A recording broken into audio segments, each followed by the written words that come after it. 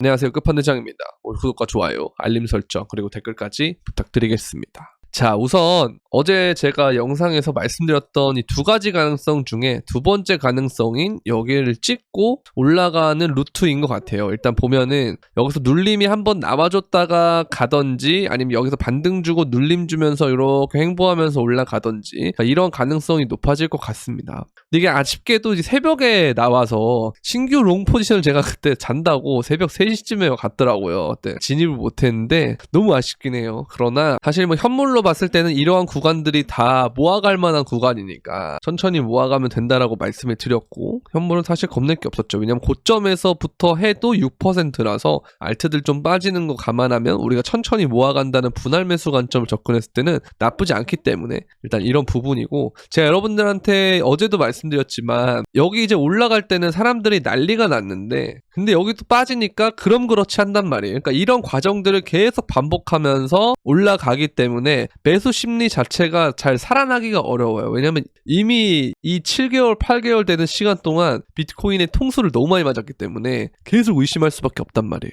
그래서 이게 정말 여기서 찍고 빠르게 반등에 성공한다면 오히려 사람들이 매수를 다 못하지 않을까. 그래서 이런 부분 때문에 제가 천천히 매수하는 관점을 하는 게 맞다, 아예 지켜보는 것보다는 그게 나은 것 같다라고 말씀드리는 게 이제 이런 부분이거든요. 그래서 이걸 좀 생각해 보시면 될 것 같고, 그리고 솔라나 관련 애들이 또 잘 가고 있어요. 주피터 같은 애들 특히 잘 가고 있고, 솔라나 역시 제가 얼마 전에 차트가 괜찮다 라는 말씀을 드렸잖아요. 이런 것들 잘 보시면 될 것 같고, 뭐 수이나 세이 같은 애들이 이제 좀 일어나고 있긴 한데 사실 수이보다는 세이가 그나마 차트가 좋은 편이고요. 그다음에 뭐 빔이나 이런 애들 다시 떨어지긴 했지만 사실 이 추세가 살아있다고 하면 다시 이제 주피터도 보면 중간에 이런 과정들이 있거든요. 그 다음 다시 오르는 것처럼 그러한 차트를 보여주고 있다라고 보시면 되고, 다른 알트들 전체적으로 좀 조정이 있긴 하지만 어쨌든 비트가 오르면 그 과정에서 얘가 도미넌스가 다시 말아 올리면서 알트가 약세를 보이긴 하지만 결국 나중에 도미넌스가 올랐을 때 이게 다 알트로 가기 때문에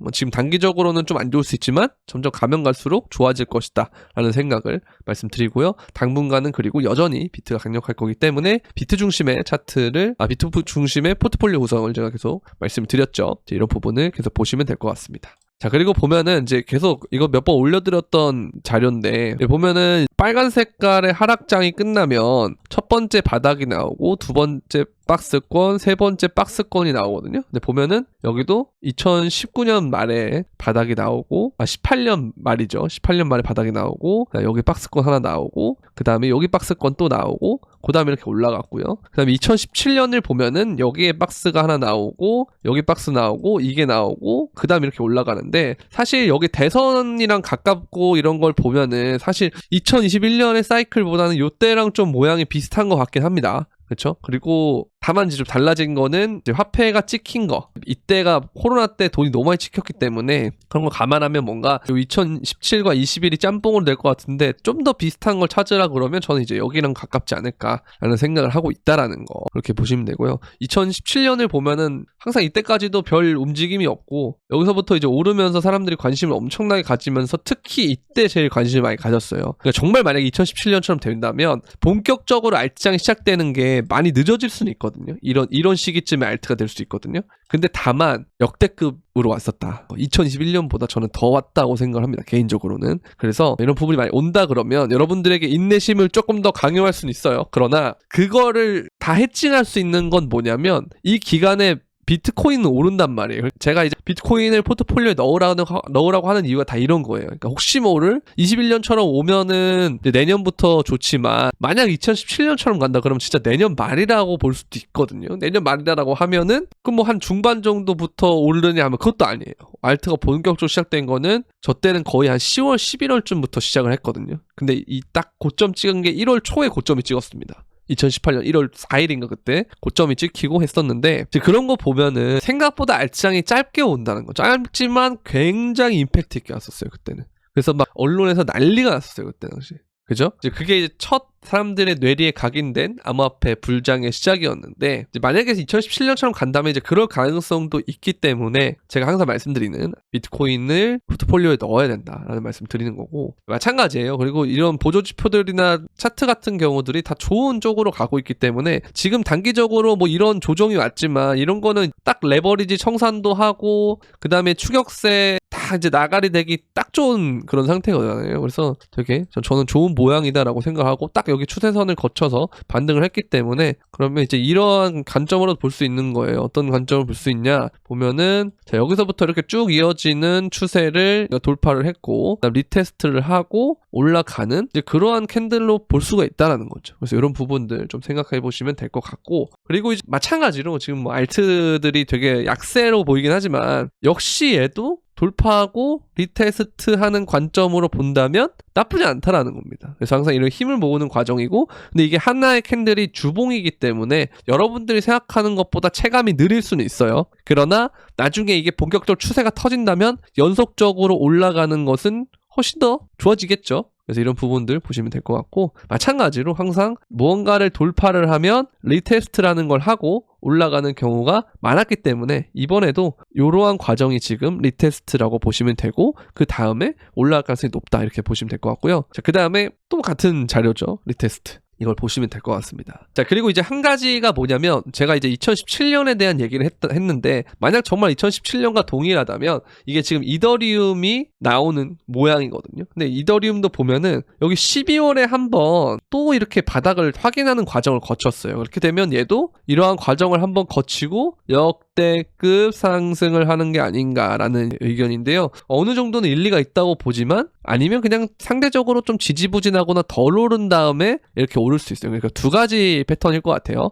요렇게 해서 오르는 첫 번째 패턴 그리고 한번 찍고 올라가는 두 번째 패턴 이렇게 보시면 될 것 같아요. 그래서 천천히 모아야 한다. 이더를 모을 거면 이렇게 보시면 될 것 같고요. 자, 그다음 마찬가지. 요 크로스오버가 되고 있고요. 스토캐스틱 RSI를 보면은 크로스오버가 되고 있고 그 다음에 보면은 얘가 이런 식으로 올라갈 가능성이 높아지고 있다라고 보시면 될 것 같습니다. 아시겠죠? 그래서 점점 긍정적으로 바뀌고 있으니까 여러분들 그냥 뭐 이 짧은 이 조정 이거 해봐 며칠밖에 안 됐잖아요. 그러니까 이거에 너무 일일비하지 마시고 제가 항상 말씀드렸죠. 올라도 비슷한 바이오리듬 눌려도 비슷한 바이오리듬으로 이 기간에는 맞이해야 한다고 제가 몇 달 동안 계속 말씀드렸잖아요. 똑같아요. 지금도. 근데 오히려 이때 상황들보다는 지금이 훨씬 더 좋기 때문에 이거는 인정할 건 인정해야 한다는 거죠. 왜? 어쨌든 여기에 이 하락 추세를 처음으로 고점 계속 낮아지는 고점이었다가 처음으로 여기가 낮아졌다가 처음으로 높였고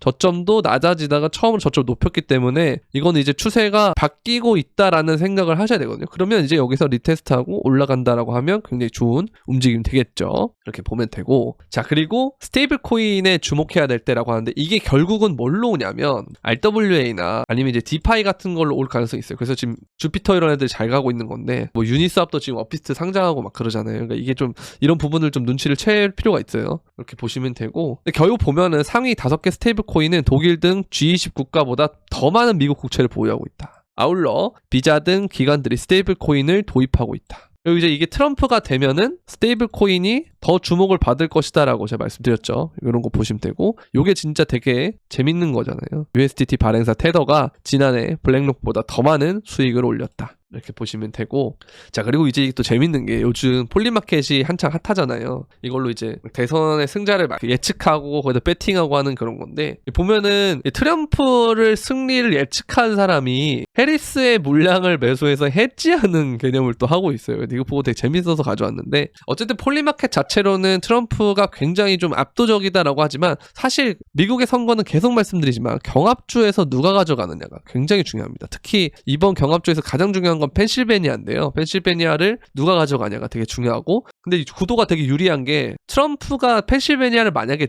거의 잡으면 그냥 확정이고 펜실베니아를 내주더라도 다른 경합주들에서 가져오면 이걸 또 이길 수 있기 때문에 지금 되게 유리한 구도는 맞아요. 근데 항상 결과는 끝날 때까지 끝난 게 아니기 때문에 이런 거 우리가 이제 대선이 거의 2주 정도 남았나요? 지금 거의 얼마 안 남았다고 제가 생각하거든요. 거의 한 2주도 안 남았어요. 지금 보니까 11일 정도 남은 것 같거든요. 근데 이제 얼마 안 남았기 때문에 정말 여러분들 오늘 다 왔습니다. 진짜 막 트럼프든 해리스든 미국 대선이 뭐 2달 남았다, 3달 남았다 이랬는데 어느덧 2주도 안 남았단 말이에요. 그러니까 이 빅 이벤트에 따라서 코인이 되게 재밌게 흘러갈 수 있다. 다만 요즘 트럼프가 갑자기 끝에 와서 갑자기 대세가 됐기 때문에 이거 무조건 이겨 막 어대포 됐기 때문에 이게 가격이 좀 반영이 됐을 수는 있어요. 그래서 막상 트럼프가 된다고 했을 때 가격 조정이 일어날 수 있다. 언제처럼? 이 현물 ETF 승인됐을 때처럼. 그러나 이때 조정은 큰 도약을 위한 조정이 될 것이고, 마찬가지로 얘가 이렇게 가다가 트럼프가 당선이 돼서 쭉 올랐다가 윗꼬리를 만들고 이런 식으로 빠져도 그 다음에 더 큰 도약을 위한 이 조정이 될 수 있다라고 보시면 될 것 같아요.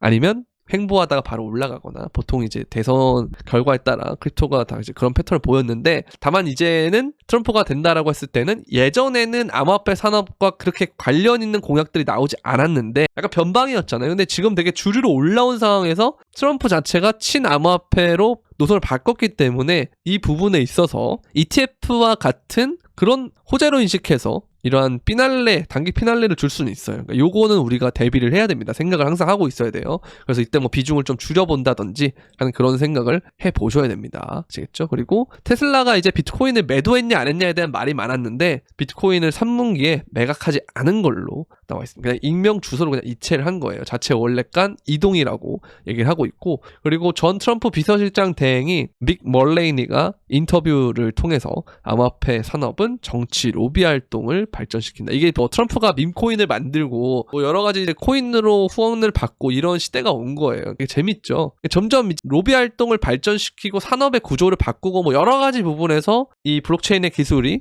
여기저기 쓰일 건데, 지금 당장은 사람들이 이걸로 뭐 할 수 있냐 되게 많은 의문을 가지지만, 사실 초기 인터넷도 마찬가지였고, 처음에 핸드폰 큰 거 나왔을 때도 아니 집에 전화 잘 터지는데 무슨 핸드폰이냐고, 그리고 스마트폰 처음 나왔을 때도 이 조그마한 거에서 무슨 뭘 할 수 있냐고 했는데, 시간이 지나면 지날수록 그 진가를 점점 발휘하고 있잖아요. 예전에 인공지능도 마찬가지였어요. 그거 우리 생활에 적용하려면 한참 멀었다 그랬는데 요즘 인공지능 전쟁이죠. 그것처럼 이 블록체인 기술도 저는 마찬가지라고 생각하고요. 감히 저는 진짜 인터넷급의 파괴적 혁신을 이뤄올 것이라고 저는 믿어 의심치 않기 때문에 계속 이 기술을 보고 있긴 하나, 항상 우리가 주의해야 될 점은 99년도에 닷컴 버블이 끝나고 많은 IT 기업들이 정리됐다는 거. 이게 가장 중요한 것 같아요. 그래서 지금의 알트코인들도 이제 그러한 전철을 밟을 수 있기 때문에 그 과정이 다 지나고 살아남은 친구들은 지금의 이 빅테크 기업들처럼 갈 수도 있겠죠. 그러나 대부분의 알트코인들이 정리될 가능성이 높기 때문에 이번 불장이 그만큼